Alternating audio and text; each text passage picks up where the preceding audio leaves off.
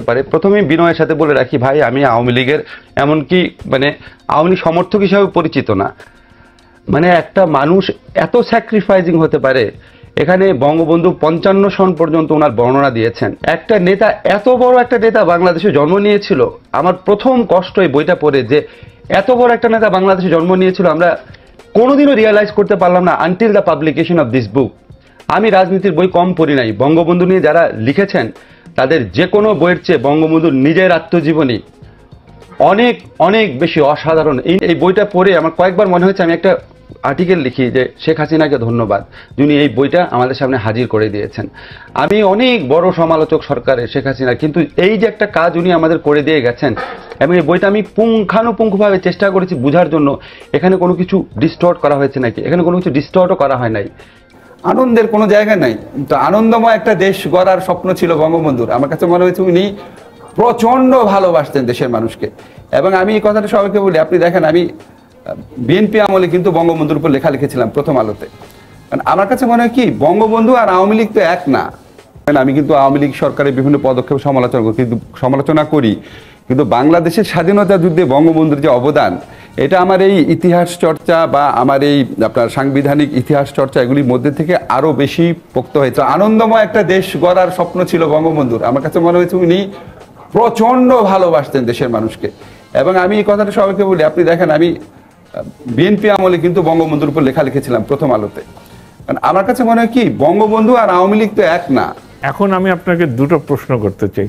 আপনি 72-এর সংবিধানের সবচেয়ে সুন্দর দিক কি দেখেন, আর এমন কোন কি দিক আছে যেটা আমাদের সংস্কার করা উচিত? 72-এর সংবিধানের সুন্দর দিক হচ্ছে সুন্দর স্বপ্ন, সুন্দর নীতির কথা।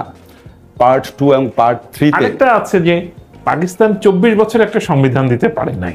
আপনি জানেন পাকিস্তানের ইতিহাস আসলে সংবিধান, জি সংবিধানের জন্য লড়াই করার ইতিহাস। 24 বছরে না, ওরা আপনার 6 বছর পর তো 1956 এর সংবিধান দিয়েছিল, কিন্তু এটা টিকে নাই তো টিকে নাই না। ওইটা তো সংবিধান গঠন করার ক্ষেত্রে, সেটা আপনাকে বলি অনেকগুলো আছে। যেমন একটা হচ্ছে আমরা 9 মাসে সংবিধান, 8 মাসে ইনফ্যাক্ট 8 মাসে সংবিধান দিয়েছি।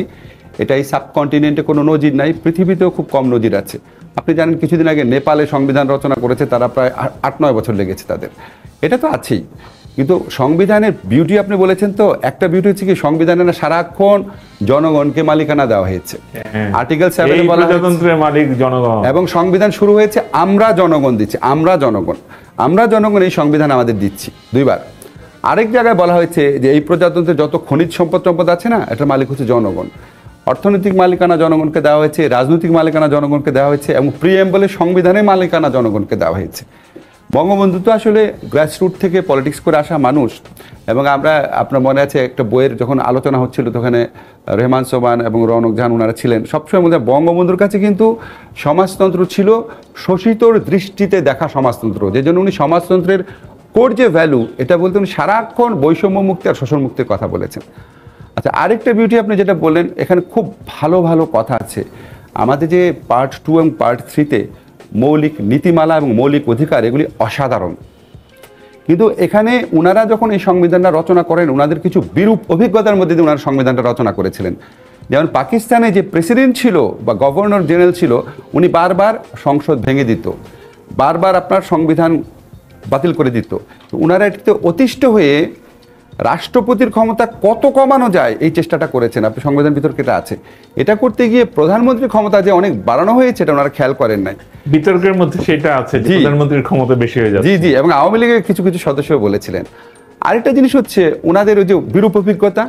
ওনারা আগে দেখেছেন যে রাজনৈতিক স্থিতিশীলতা রক্ষার জন্য আর্টিকেল 70 প্রয়োজন ওনারা ফিল করেছেন। যেমন আর্টিকেল 70 মূল কথা হচ্ছে, ধরেন আমরা সবাই এক দলে থাকি, আমরা সবাই আওয়ামী লীগ করি, ধরেন আওয়ামী লীগ কোনো রকম ভোটাভুটির সময় আওয়ামী লীগের বিরুদ্ধে ভোট দেওয়া যাবে না, আওয়ামী লীগের বিরুদ্ধে ভোট দেওয়া যাবে না। এটা কিন্তু অসমাপ্ত আত্মজীবনের মধ্যে আছে। বঙ্গবন্ধু যখন এলেন ওই কলকাতা থেকে এসে রংপুরে গেলেন, গিয়ে তো ওনাদের যে সদস্য ছিল তারা সব কেনা বেচা হচ্ছিল। জি, ওই সময় উনি লিখেছেন যে এই যে একজন নির্বাচিত জনপ্রতিনিধি তিনি ঘুষ খেতে পারেন, এটা দেখে তিনি বিস্মিত জি হয়েছেন। জি, আপনি কারেক্টলি বলেছেন। একটা দল আরেকটা দলকে ধরেন আজকের সংসদ কাঠামোতে যদি 70 অনুচ্ছেদ বলে কিছু না থাকতো, তো জাতীয় পার্টি আর বিএনপি মিলে ধরেন কয়েক হাজার কোটি টাকা দিয়ে আওয়ামী লীগের যদি 150 জন সদস্যকে কিনে নিতে পারতেন, তারপর অনাস্থা প্রস্তাব এনে এই ফিয়ারটা ওনাদের মধ্যে ছিল, বিকজ ওনারা এটা দেখেছিলেন 54 নির্বাচন পর এটা হয়েছিল। কিন্তু এই ফিয়ার থেকে ওনারা যেটা করেছেন, ওনারা 70কে সকল ক্ষেত্রে প্রয়োগ করে ফেলেছেন, এটা একটা মিস্টেক ছিল।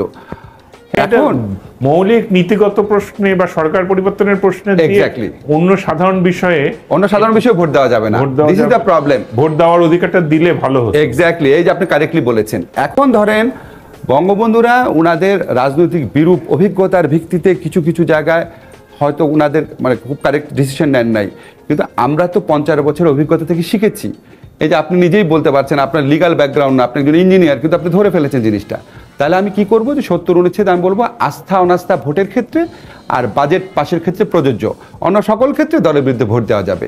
এটা দিলেই তো সমস্যা সমাধান হয়ে যায়, গণতন্ত্রও আসে, সরকারের পতন ঘটানো ঘুষ খেয়ে সম্ভব না। তো এই ধরনের কিছু কিছু জিনিস করা যায়। আবার ধরেন আমাদের এখানে অনেকে না জেনে বলে, ধরেন অনেকে দেখলাম বলে, গণপরিষদ বিতর্ককালেও আওয়ামী লীগের কেউ কেউ এটা বলেছে যে প্রধানমন্ত্রীর কাছে তো সব দেশে এত ক্ষমতা দেওয়া হয়। এটা কিন্তু আসলে সত্যি না। যেমন আপনাকে ভারতের উদাহরণ বলি, ভারতে রাষ্ট্রপতি কাজ করে হচ্ছে মন্ত্রিসভার পরামর্শক্রমে, মন্ত্রিসভা এখানে 80 জনের মতো সদস্য থাকে। বাংলাদেশে প্রেসিডেন্ট কাজ করে শুধু প্রধানমন্ত্রীর পরামর্শক্রমে। ভারতে রাষ্ট্রপতি যদি মনে করে পুনর্বিবেচনার জন্য ফেরত পাঠাতে পারে। আমাদের এখানে রাষ্ট্রপতি পুনর্বিবেচনার জন্য কোনো অ্যাডভাইস ফেরত পাঠাতে পারে না। এটাও কেউ কেউ ভুল করে পরে যে রাষ্ট্রপতি পারে, আসলে পারে না। আসলে যে এই আইনটা পাস হয় সংসদে, আইনের ক্ষেত্রে উনি পারে, উনি যদি এটা মতামত না দেয় উনি আবার বিবেচনা করতে বলতে পারে। কিন্তু একটা উপদেশ আসার পর উনি এটা পুনর্বিবেচনা করো, এটা সংবিধানে স্পষ্ট করে এরকম লেখা নাই। ফলে আমাদের এখানে রাষ্ট্রপতি, প্রধানমন্ত্রী, মন্ত্রিসভা, সংসদীয় কমিটি, এটার মধ্যে ক্ষমতার বিন্যাস আনতে হবে। আমাদের এখানে 70 অনুচ্ছেদকে শুধু ওই ক্ষেত্রে প্রয়োগ করতে হবে। এই দুটা মেজর জায়গা আমাদের টাচ করতে হবে। তারপর আপনার আর্থিক যে জবাবদিহিতা সেটা একটু বৃদ্ধি করতে হবে। আমার কাছে একটা যদি দুঃখ লাগে আপনার কাছে বলে রাখি, যে আমাদের বঙ্গবন্ধুর উত্তরসূরি, বঙ্গবন্ধুর কন্যা, যে ওনার বাবার আসলে স্বপ্নটা কী ছিল, কারণ এই 1000 পৃষ্ঠা পড়ে এটা বোঝা সম্ভব না। বঙ্গবন্ধু বলছেন চলে যাচ্ছে। 72 সংবিধান বঙ্গবন্ধুর ডিকটেশনে হয়েছে, এটাতে এখানে উল্লেখ আছে, দেখেন বঙ্গবন্ধুর কাছে পরামর্শের জন্য যাচ্ছে, বঙ্গবন্ধু এটা কারেক্ট করতে বলছে, এক্স্যাক্টলি আছে আর কি। তো আমরা ওই রকম একটা দেশ চাই, ওইটা হচ্ছে আমাদের মূল আকাঙ্ক্ষা। এখন কিন্তু আমি এগেইন বলছি, আমরা অনেকে বিদেশে যাই দেখি, একটা দেশ যখন ভালোভাবে চলে, একটা দেশে যখন অর্থনৈতিক উন্নতি হয়, একটা দেশে যখন মানুষের মোটামুটি খেয়ে বলার ব্যবস্থা থাকে, কথা বলার অধিকার থাকে, তখন কিন্তু মানুষ রাজনীতি নিয়ে এত মাথা ঘামায় না। এই প্রধানমন্ত্রী কি বললো, পররাষ্ট্রমন্ত্রী কি বললো, ওনারা কি বলেছিল, এখন আমাদের এত কষ্ট, এত যন্ত্রণা। এই যে আপনার যে বিশ্বকাপ নিয়ে এতটা মেতে আছি কেন, আনন্দের কোনো জায়গা নাই। তো আনন্দময় একটা দেশ গড়ার স্বপ্ন ছিল বঙ্গবন্ধুর। আমার কাছে মনে হয়েছে উনি প্রচণ্ড ভালোবাসতেন দেশের মানুষকে। এবং আমি এই কথাটা সবাইকে বলি, আপনি দেখেন আমি বিএনপি আমলে কিন্তু বঙ্গবন্ধুর উপর লেখা লিখেছিলাম প্রথম আলোতে। কারণ আমার কাছে মনে হয় কি, বঙ্গবন্ধু আর আওয়ামী লীগ তো এক না, বঙ্গবন্ধুর আওয়ামী লীগ আর এই আওয়ামী লীগ এক না। একটা দলের ট্রান্সফরমেশন একরকম থাকে না। আগের কংগ্রেস কি এখন কংগ্রেস আছে? অটল বিহারী বাজপেয়ীর বিজেপি আর মোদির বিজেপি কি এক? তো চেঞ্জ হয়। তো আমরা আশা করব কি, যে বঙ্গবন্ধুর কন্যা যেন বঙ্গবন্ধুর স্বপ্নটা খুব ভালো মতো উপলব্ধি করেন আর কি। আমি মনে করি যে আমাদের মুক্তিযুদ্ধ এবং সেটার মাধ্যমে অর্জিত সংবিধানের প্রধান একটা অভিপ্সা বা লক্ষ্য ছিল মানুষের মুক্তি, যেটা আমাদের মূলনীতির ভিতরেই আছে। গণতন্ত্র, আমাদের গণতন্ত্রকে রক্ষা করতে হবে এবং সত্যিকারের গণতন্ত্র, এবং গণতন্ত্রের সঙ্গে আর যেসব কথা থাকে, মানবাধিকার, মত প্রকাশের স্বাধীনতা, চলার স্বাধীনতা, সমবেত হওয়ার স্বাধীনতা, প্রতিবাদ করার স্বাধীনতা, বিক্ষোভ প্রকাশের স্বাধীনতা, এটা নিশ্চিত করা উচিত। কথার মাঝখানে একটা কথা একটু বলি, গণতন্ত্রের কথা যে বললেন না, দেখেন তাজউদ্দিন সাহেবকে তো আমরা সবাই রেসপেক্ট করি, আমার খুব প্রিয় নেতা উনি। উনি এত ম্যাচিওর, এত পড়াশোনা করা একজন মানুষ ছিলেন। উনি আপনার দেখেন, আমি কোট করেছি এক জায়গায়, উনি বলছে আমাদের সাচ্চা জনপ্রতিনিধি রাখবে। সাচ্চা জনপ্রতিনিধি মানে কি? মানে প্রপারলি ইলেক্টেড, কোনো রকম হস্তক্ষেপ ব্যতিরেকে ইলেকশন করতে হবে, সুষ্ঠু ইলেকশন করতে হবে। বঙ্গবন্ধু বলছেন যে সুষ্ঠু নির্বাচনে যদি কেউ জিতে আসে, আমরা বিনা দ্বিধায় তাদের হাতে ক্ষমতা তুলে দেব, আমরা প্রস্তুত আছি। এইটাই গণতন্ত্রের স্পিরিট। এই স্পিরিটগুলো আমাদেরকে ফিরিয়ে আনতে হবে। এরপরে আছে সমাজতন্ত্র, এবং আপনি সমাজতন্ত্রটা উনি কি বলেছেন, শোষণ মুক্তি, বৈষম্য মুক্তি, এটা নিয়েও আপনি বললেন। গণতন্ত্র, সমাজতন্ত্র, ধর্মনিরপেক্ষতা আপনি বলছেন, অসাম্প্রদায়িকতার কথা আমরা সবাই বলছি, যে রাষ্ট্র হিন্দু, মুসলিম, বৌদ্ধ, খ্রিস্টান বা ধর্মীয় পরিচয় অনুযায়ী এমনকি লিঙ্গ বা আদিবাসী কোনো পরিচয় কাউকে বিভেদ করবে না, কেউ কাউকে ঠকাবে না। আপনাকে একটা ইন্টারেস্টিং কথা বলি, সরি আবার থামাচ্ছি। আমাদের সংবিধানে একটা এক্সেপশনাল জিনিস আছে যে কি কি ভিত্তিতে বৈষম্য করা যাবে না, সেখানে বলা আছে প্লেস অফ বার্থ, জন্মস্থানের ভিত্তিতে বৈষম্য করা যাবে না। আমরা কিন্তু এই জিনিসটা করি। দেখেন বঙ্গবন্ধুরা কত কারেক্টলি বাঙালির সাইকোলজি বুঝেছিল, যে আমরা একটা আমলে আসলে দেখা যায় ফেনীর লোক বেশি সুবিধা পায়, একটা আমলে গোপালগঞ্জ বেশি পায়। ওনারা 72-তে এটা লিখে দিয়েছে যে প্লেস অফ বার্থের ভিত্তিতে বৈষম্য করা যাবে না। এবং আপনাকে জানিয়ে রাখি, এই বইটা আমি যাদেরকে উৎসর্গ করেছি তার মধ্যে বঙ্গবন্ধু শেখ মুজিবুর রহমানও আছেন। আসলে উনি একটা যখন এই সিদ্ধান্তটা নেন LA4 অধীনে উনি ইলেকশন করবেন, এটা খুব রিস্কি সিদ্ধান্ত ছিল। কিন্তু আমাদের কাছে অদ্ভুত যেটা লাগে, আপনি নিশ্চয়ই আমার চেয়ে অনেক ভালো পড়েছেন, আপনি বঙ্গবন্ধুর উপর অনেক বই লিখেছেন। উনি কিন্তু 1966 সনের থেকে 1972 সন পর্যন্ত ওনার জীবনে কোনো ভুল নাই, এবং অবিশ্বাস্য সব প্রতিকূল পরিস্থিতিতে সবচেয়ে কারেক্ট সিদ্ধান্তগুলো নিয়েছেন। সবাই বিরোধিতা করেছে, কিন্তু উনি ওনার প্রশ্নে অটল থেকেছেন আর কি। এবং উনি যখন এই নির্বাচনে বিজয়ী হন, যদি পাকিস্তানি যারা শাসক আছে তাদের যদি গণতন্ত্রের প্রতি বা জনগণের রায়ের প্রতি মিনিমাম শ্রদ্ধাবোধ থাকতো, তাহলে ওনারা বঙ্গবন্ধুকে পুরা পাকিস্তানের জন্য সংবিধান রচনা করতে দিতেন। কেন পুরো পাকিস্তানের জন্য একটু ব্যাখ্যা করি। 300 আসনের মধ্যে উনি 167টা জিতেছেন, তো উনি মেজরিটি, তো ওনার দল যেটা বলবে সেটাই তো সংবিধান হবে। এবং পূর্ব পাকিস্তানে যে সরকার প্রাদেশিক পরিষদের ইলেকশনে জেতার জন্য, সেটা আওয়ামী লীগের গঠন করার কথা। এবং জাতীয় পরিষদেও সংবিধান কার্যকরী হওয়ার পর অন্তত থিওরিটিক্যালি ইয়াহিয়া খানের উচিত ছিল বঙ্গবন্ধুকে পাকিস্তানের সরকার গঠন করার জন্য আমন্ত্রণ জানানো। এখন যখন এই আমাদের স্বাধীনতা যুদ্ধ হলো, যখন 25শে মার্চে কালো রাত্রিতে তারা যখন নিরস্ত্র বাঙালির উপর গণহত্যার জন্য ঝাঁপিয়ে পড়লো, তখন তো আমাদের কোনো অল্টারনেটিভ ছিল না। সেটা আমাদের দীর্ঘ গৌরবময় ইতিহাস, সবাই জানি আমরা। বঙ্গবন্ধু যখন ফিরে এলেন, তখন ওরা একটা মৌলিক পরিবর্তন করেন। কারণ তখন দেখা গেল জাতীয় পরিষদের সদস্য যারা পূর্ব পাকিস্তান, তৎকালীন পূর্ব পাকিস্তান থেকে নির্বাচিত, ওনারা তো নাম্বার খুব বেশি না, 167 জন। তার মধ্যে অল্প কয়েকজন মারা গেছেন, কেউ কেউ আবার আনুগত্য অন্যদিকে চলে গেছে কারো। তো ওনারা একটা সিদ্ধান্ত নেন, অস্থায়ী সংবিধান যে আদেশ আছে আমাদের, সেটা রানের প্রাদেশিক পরিষদে যারা জিতেছিল তাদেরকেও এটাতে অন্তর্ভুক্ত করে নেন, যাতে আপনার জনপ্রতিনিধিত্বশীলতা বেশি থাকে, বেশি জনগণের প্রতিনিধি থাকে। এখন ধরেন সেটা তারপর নাম্বার হয়ে দাঁড়ালো 430-এর মতো। 430 জন লোক তো একসাথে বসে সংবিধান বানাতে পারে না।